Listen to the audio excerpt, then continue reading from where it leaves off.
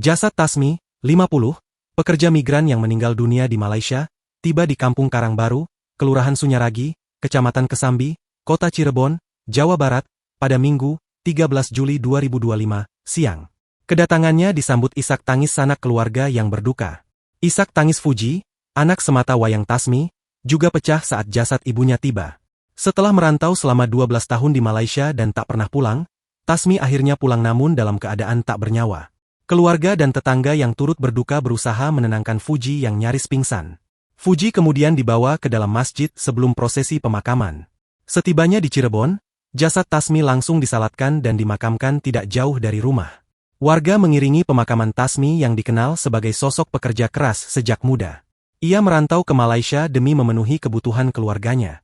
Wakil Wali Kota Cirebon, Siti Farida Rosmawati, menjelaskan bahwa kepulangan Tasmi dipercepat setelah koordinasi dengan pemerintah Provinsi Jawa Barat dan Kementerian Luar Negeri.